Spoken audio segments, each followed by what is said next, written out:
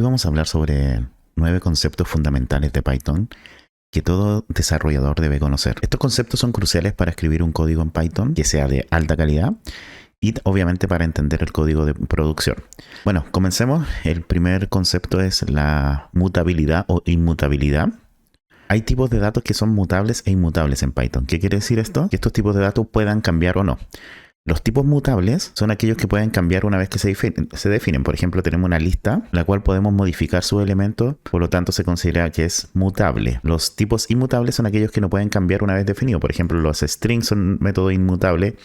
Por ejemplo, si yo tengo el string hola, no puedo cambiar un elemento, no puedo cambiar su segunda letra. Para poner, en vez de hola, por ejemplo, poner ula, tendría que hacer un string nuevo y no simplemente cambiar su segundo elemento. Por ejemplo, también otro tipo de dato son las tuplas. Por ejemplo, acá tenemos una tupla que es 1, 2 y 3, en donde su primer elemento es 1, el segundo elemento es 2 y el tercero es 3. Imaginemos que quisiéramos cambiar el primer elemento, que es su elemento 0, y en vez de que valga 1, valga 10. ¿Qué va a pasar? Me va a mandar un error. ¿Por qué? Porque la tupla no me permite cambiar su elemento. Una vez que las defino, salvo que la reescriba completamente, no me va a permitir cambiar alguno de sus elementos, porque es inmutable. ¿Ok?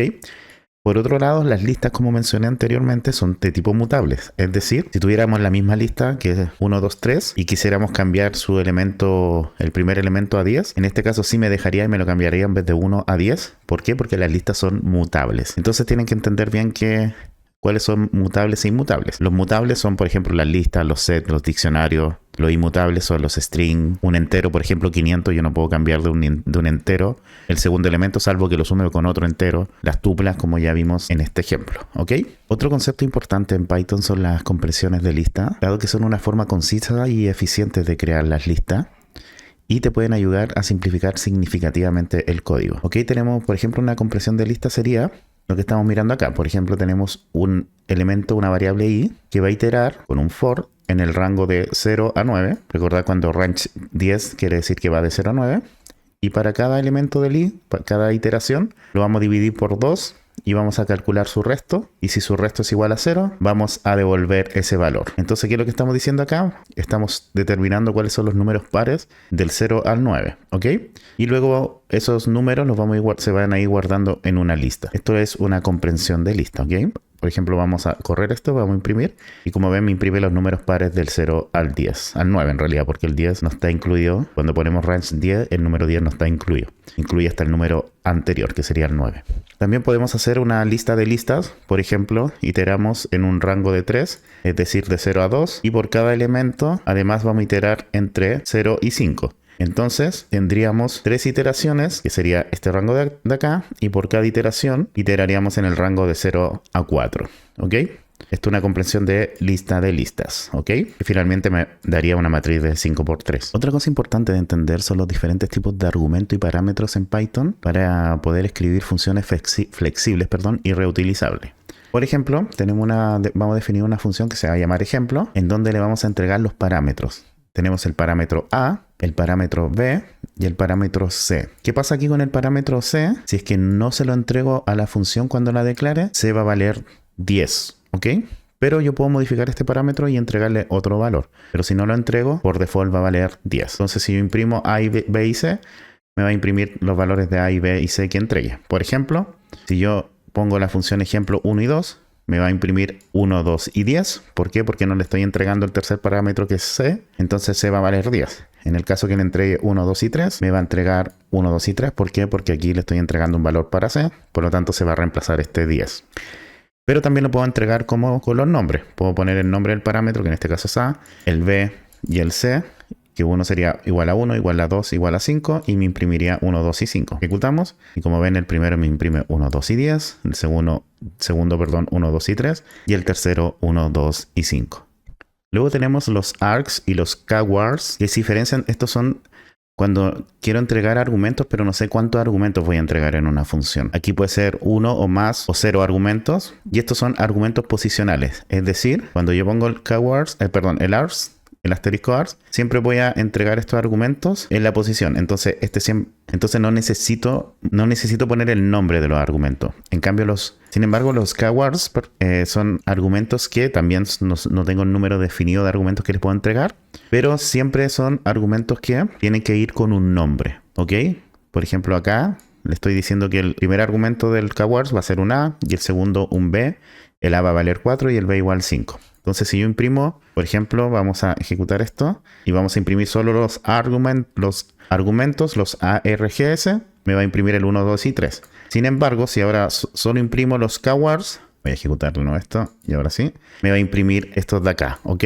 Que los deja de forma de diccionario, ¿ok? Porque yo tengo que entregarle siempre un nombre y un valor a estos argumentos. Si quiero imprimir los dos, me van a imprimir los dos, pero me los va a separar. Primero porque sabe que estos son posicionales, no necesitan el nombre, y estos sí necesitan un nombre, ¿ok?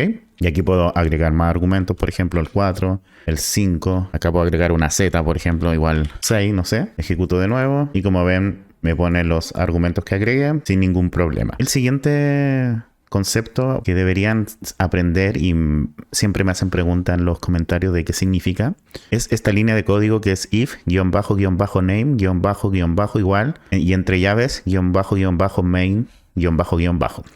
Básicamente esta línea de código se usa para determinar si el archivo se está ejecutando directamente en el mismo archivo, por así decirlo, o si se está importando como un módulo en otro script, ¿ok?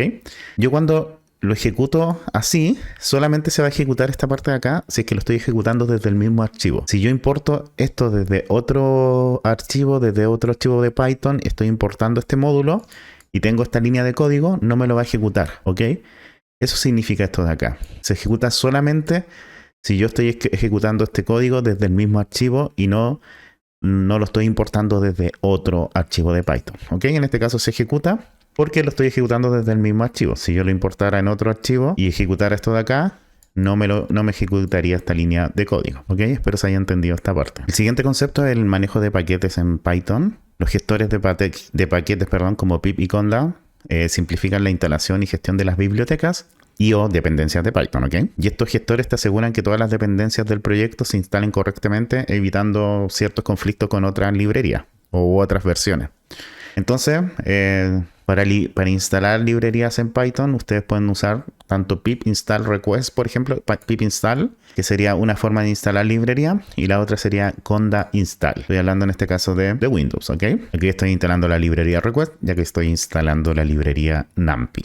El siguiente concepto es la comunicación y documentación efectiva. Bueno, más allá de las habilidades técnicas que uno pueda tener en programación en Python en este caso, la capacidad de comunicar las ideas, que son generalmente complejas, comunicarlas de forma clara, es vital en la programación. Por lo tanto, mantener una documentación completa en las funciones, sobre todo, ayuda a la colaboración de los proyectos y que se mantengan de mejor forma en el tiempo. En este caso, lo que estoy haciendo acá es documentando una función. Estoy creando una función sumar y estoy usando un docstring que se ponen con tres doble comillas y se cierran con 3 doble comillas, y adentro explico lo que hace la función. En este caso estoy diciendo que suma dos números y retorna el resultado, y que los argumentos son A y B, que ambos son enteros, por ejemplo, y que me va a retornar un entero que es la suma de A y B, ¿ok?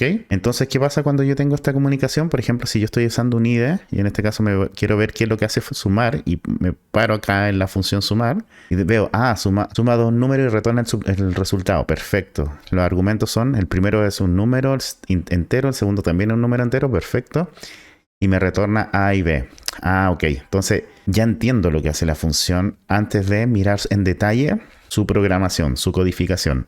¿Ok? Entonces eso es lo que me permite en este caso los docstring. Y aquí obviamente si pongo sumar, me va a retornar el 4. ¿Ok? Otro concepto son los métodos mágicos de Python. Por ejemplo, los métodos init, los métodos str y rep, que ya voy a explicar cada uno, permiten a las clases definir su comportamiento con operadores y algunas funciones integradas de Python. El aprender a utilizar estos métodos te pueden ayudar a mejorar significativamente la funcionalidad de tus clases. Por ejemplo, tenemos la clase persona, y aquí el método init lo que me permite es inicializar ciertos atributos de esta clase. ¿Ok? En este caso estoy inicializando el nombre y la edad. Es decir, cuando yo creo una clase persona, un objeto de la clase persona, le tengo que entregar tanto su nombre como su edad, y eso se almacenan en los atributos de la clase persona. Y en este caso, si imprimo P, que es un objeto de la clase persona, y rep pre, me va a dar que es un objeto de la clase de persona, ¿ok?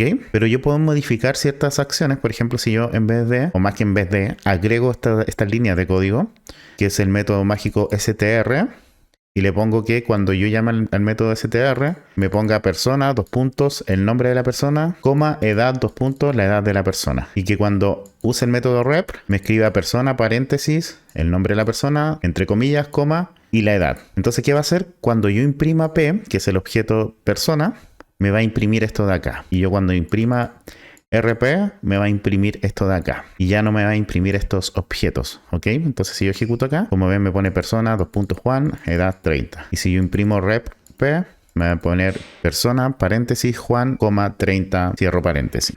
¿Ok? El siguiente concepto son los decoradores. Básicamente los decoradores, son una forma de modificar el comportamiento de una función o de una clase, de un método de una clase, ya que permite añadir ciertas funcionalidades adicionales sin cambiar el código original de la función. ¿Ok? Por ejemplo, yo voy a tener un decorador en donde le voy a entregar una función como parámetro. ¿Ok? Entonces voy a tener una envoltura que es lo que me va a modificar el comportamiento de la función. Y esta envoltura siempre tenemos que darle argumentos o cada words dentro de los parámetros. Entonces lo primero, vamos a añadir el primer comportamiento que vamos a modificar, y en este caso lo que vamos a hacer es imprimir llamada a la función y vamos a poner el nombre de la función acá. ¿Ok? Entonces después vamos a usar la función, la vamos a guardar en un valor que se llama resultado, en donde el resultado va a ser igual a la función que estamos usando y los argumentos que necesite. Y luego vamos a imprimir función ejecutada y vamos a retornar el resultado y retornamos la envoltura. Entonces, aquí ya definimos un decorador en donde antes de la función vamos a imprimir su nombre y después de la función vamos a imprimir función ejecutada. Por ejemplo, vamos a usar la función saludar, que básicamente le vamos a entregar el nombre y va a imprimir hola y el nombre que le entreguemos. Si no usamos el decorador, me va a imprimir simplemente hola Pedro. ¿Ok? Pero si usamos el decorador que definimos acá y todo lo demás lo dejamos igual y imprimimos esto, como ven acá me escribe antes del hola Pedro, me escribe llamada a la función saludar, el nombre de la función, me escribe el hola Pedro y función ejecutada. Como ven, esto es lo que hace el decorador, me agrega o me modifica ciertos aspectos de la función. Y el último punto son los generadores, que son una forma eficiente de manejar iteraciones, sobre todo iteraciones largas o infinitas, sin consumir mucha memoria, ¿ok?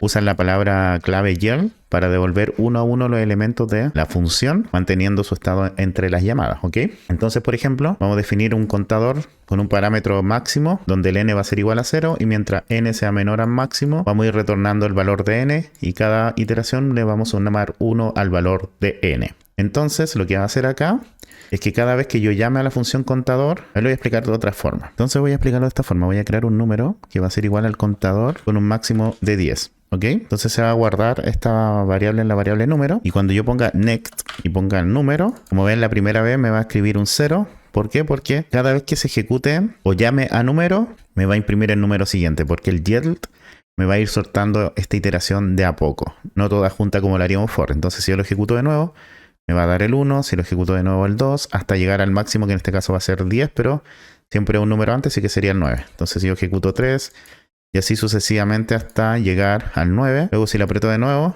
me va a dar un error porque ya terminó la función decoradora. ¿Ok?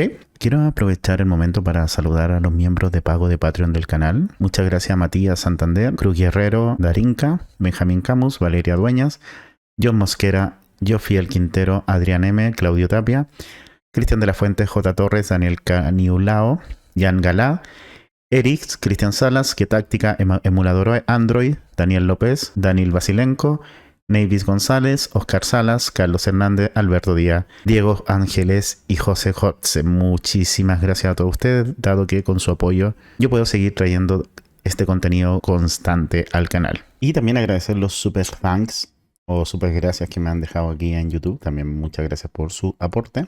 Agradecer también a los miembros de YouTube del canal, a Diana Ortiz, Gonzalo Ruiz, Richard García, Gonzalo Carvajal, Luis C23 y Víctor Belmonte. Muchísimas gracias. Agradecer también los cafecitos que me regalaron, así a Karim Benjalima, pensé que era Karim Benzema, a Eric, a Nico, a Coffee Supporter, Ernesto y Raúl. Muchas gracias por esos cafecitos, se agradecen muchísimo.